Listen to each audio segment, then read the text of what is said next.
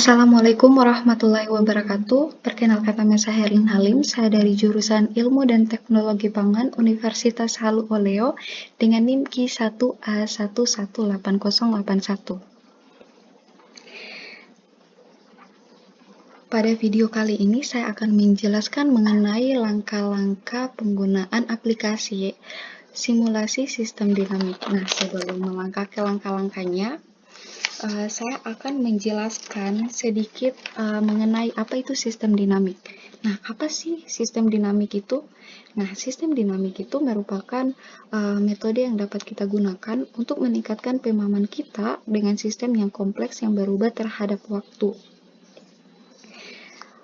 Dengan adanya sistem dinamik ini, kita bisa tahu perilaku sistem yang belum terjadi di masa depan, sehingga melalui sistem dinamik ini, kita dapat membuat suatu kebijakan yang tepat mengenai penanganan perilaku pada sistem tersebut.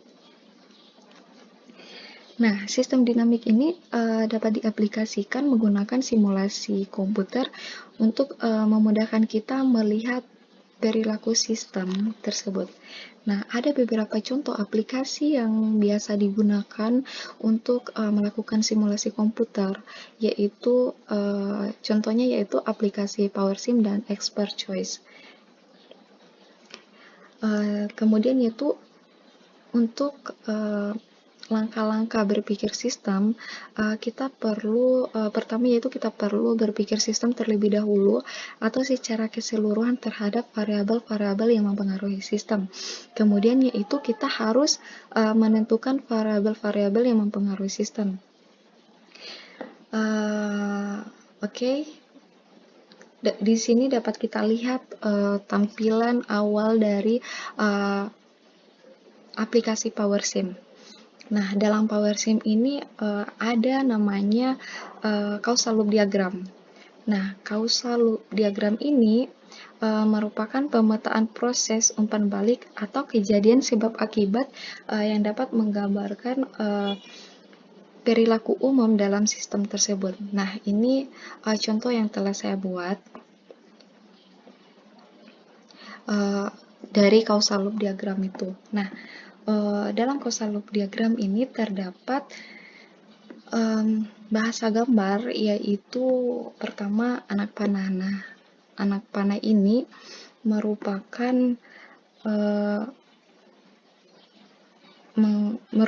penghubung antara interaksi dari kedua variabel. Nah, dapat dilihat dari anak panah ini, hulunya ini menjelaskan sebab, sedangkan ujungnya ini menjelaskan akibat. Nah, dalam causal loop diagram ini ada juga dikenal dengan istilah balancing. Nah, istilah balancing ini terjadi apabila feedback loop-nya itu negatif dan disimbolkan dengan lambang negatif. Nah, kemudian yaitu ada istilah reconversing. Nah, ini jika terjadi feedback loop positif. Nah, dilambangkan dengan positif ini. Dan biasanya apabila terjadi positif ini yaitu apabila variabel tersebut mengalami peningkatan dan perubahannya searah. Nah, sedangkan apabila terjadi feedback loop negatif ini apabila dalam variabel itu terjadi pengurangan atau perubahan perlawanan arah. Dalam PowerSim sendiri juga ada dikenal dengan stock flow diagram. Nah, stock flow diagram ini merupakan penjabaran lebih rinci dari causal loop diagram, karena pada diagram ini memperhatikan pengaruh waktu terhadap keterkaitan antara variabel. Oke, dalam stock flow diagram itu ada beberapa simbol. Nah, pertama yaitu ada simbol level. Nah, simbol level ini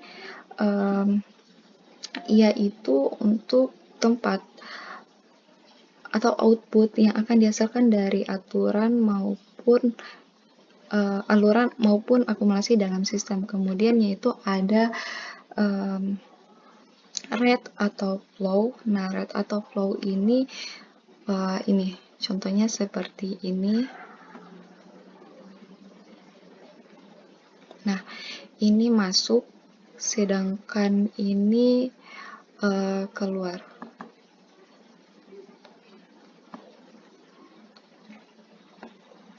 Nah, ini terdiri dari unsur awan, asal sumber, dan tempat pembuangan aliran. Nah, habis itu ada auxiliary, ini seperti lingkaran ini, kemudian ada konstan, ini konstan. Nah,